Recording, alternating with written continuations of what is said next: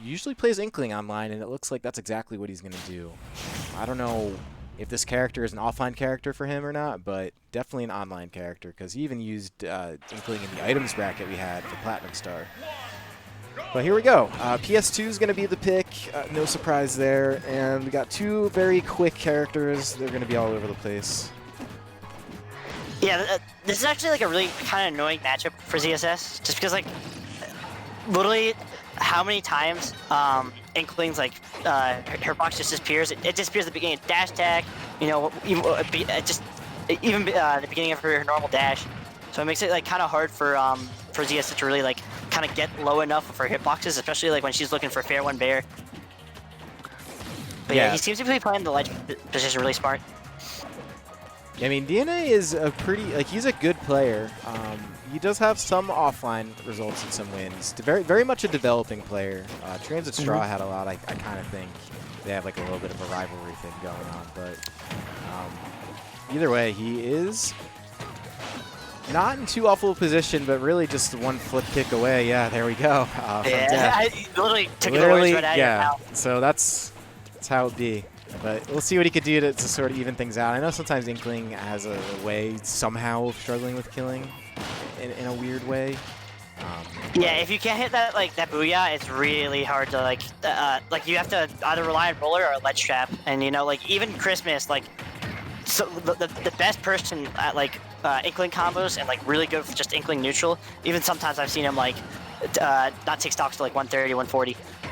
Well, so the character has like a good move set in general, but sometimes does lack like that raw knockback power that a lot of other characters have. I don't feel too bad really at all, but just bluntly speaking, because oh my god, yeah. So that's another flip kick. Yeah, really good job with the down smash and connecting it. So this is now DNA with a lot of work to do, and Dylan's sort of big chillin'. Yeah, it feels like DNA is having like a slightly hard time trying to call out ZSS's jumps, because like a big thing about fighting the character is like kind of like she's in that archetype where like she likes to land her aerials. Like she can rising fair, but that's about it. The rest of her aerials she has to land with. So like if you can catch her out while she's jumping, you can put her in a really bad spot. Yeah, that's true.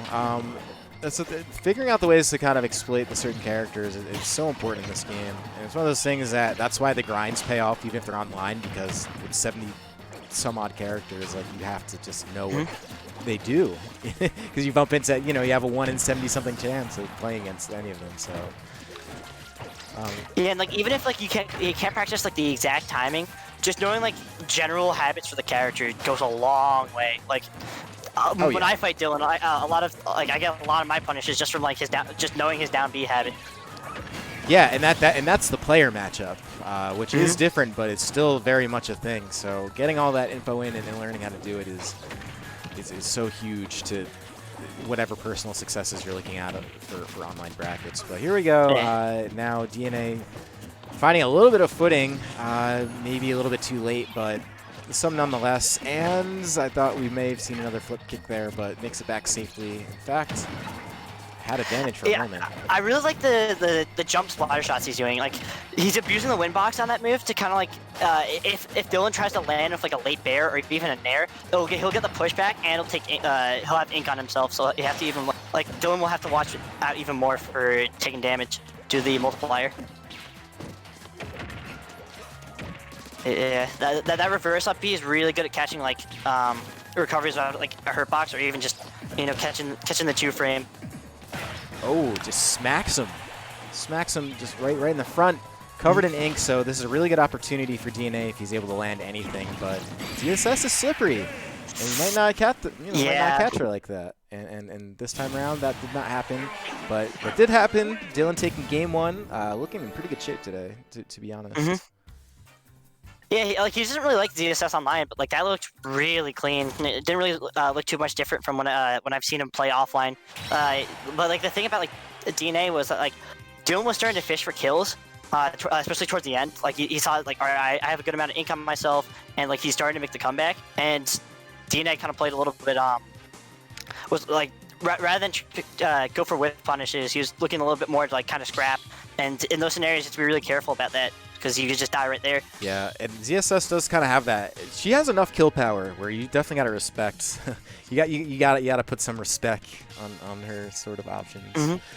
Because she's got them. Even like that. What do you call it? Like the taser whip she has. Like even that thing could like kill you at any given time. The plasma whip. Yeah, that thing like is good. Both like side B just steals kills.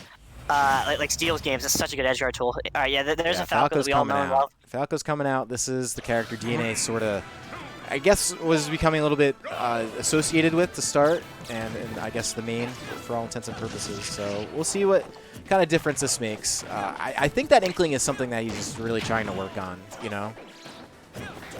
Yeah, the character's like definitely a good amount of tiers above Falco. Like Falco's not bad, but it definitely makes like that like a huge difference. Or even just having like a good secondary that you can rely on for like certain player matchups, or even just like real character matchups that like Falco may kind of struggle in.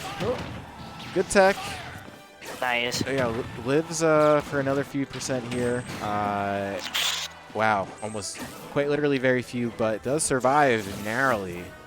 And you're going to have to find something to get in there, and going to want to be careful on the shield, because ZSS does have a B right out of shield, so you don't really want to put yourself in that position. Yeah, that move is frame 7, so you do need to watch out for it, but the thing is, like, it doesn't have the biggest startup hitbox, so if you have enough pushback on shield, you could be -7, but she still can't hit you. Yeah, there's that plasma whip, by the way, so getting the kill. Plasma whip, and just now just doing a little bit of tickling. That's 10%. And a nice little conversion to a back air. Just not enough juice in it quite yet to take the stock. And that up smash is it's so sadly nerfed from the last game, but it's going to get it done right there. That was actually a really nice drag down.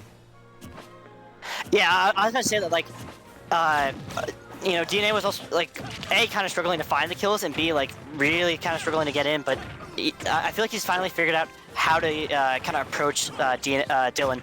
Almost hit the DNA. What a great use of the, like, to catch that air dodge. So yeah, like, DNA with this huge percent lead, he's able to kind of play at his own pace, and the more you can abuse like ZSS, being forced to go in, like the better it is off for you. Yes. So let's see what the move here is. This is already a much better position than he was with the Inkling for sure, and now finds himself with the lead. I think probably for the first time in the set. Yeah, you're exactly right. The first time the set, like what a great catch on the down B. It feels like he's finally starting to figure out what Dylan likes to do and when, and it's really it's really starting to put in work. Yeah, I think the options with Falco against ZSS seem to be a little bit more comfortable for DNA, and Dylan is, the thing is I think it's just adjusting to playing against a different character. It's sometimes tough to do, and that's the whole point of counter picks. But we'll see. DNA really, that would have killed, but instead that is a whiff and then a swing and a home run for DNA. So a lot of things just happened in those past few seconds, but all of which translate to DNA winning that game. So game 3, definitely always fun to see a game 3. Sometimes you don't always get to see him at this point in the bracket, so yeah, most of the time you see those, like the longer sets as you get later, because like much of early bracket is the top players thinning out like the lower ranked players and just kind of like sweeping through until they get their average top 8 or like average top 12. Yeah, because this is the round right before the qualifiers for top 16, so it's still pretty early, and this bracket's big enough. It's, let's see, it's 96 entrants, which is pretty solid. Again, shout out to everyone who's entering and watching and all that kind of stuff. These tournaments have been so consistently populated, where I definitely appreciate it. I hope you guys are enjoying all of the action. So here we go, game 3.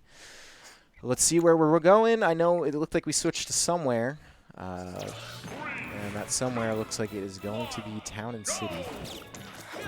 Yeah, I wonder if because on that Battlefield game, I saw like Dylan like kind of struggling with both the laser pressure as well as like those short hop fairs. So I wonder if what he might like switch up to is like getting the lead and kind of almost pseudo platform camping Falco and kind of forcing Falco to like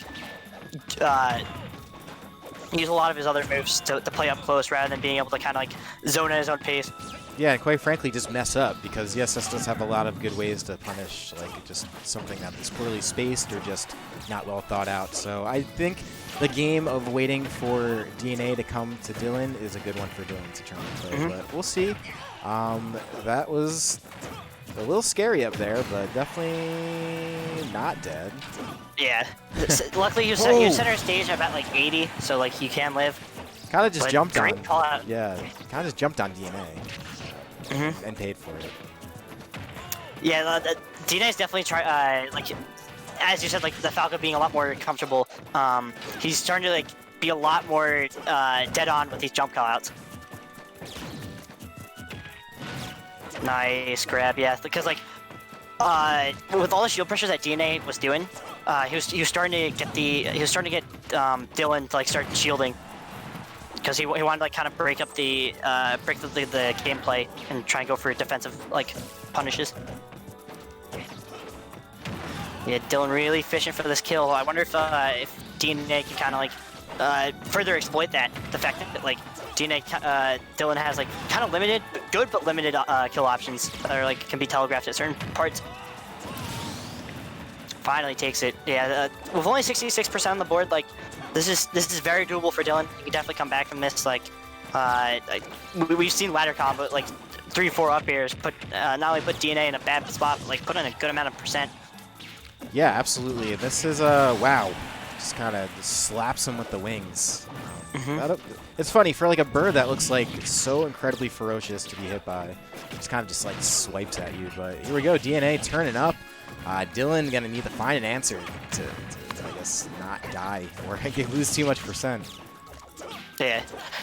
Also, DNA's like really starting to hit his combos too. Like we saw like the beginning of the Battlefield game. He wasn't really like he only get like single up airs, but now he's doing up air fair.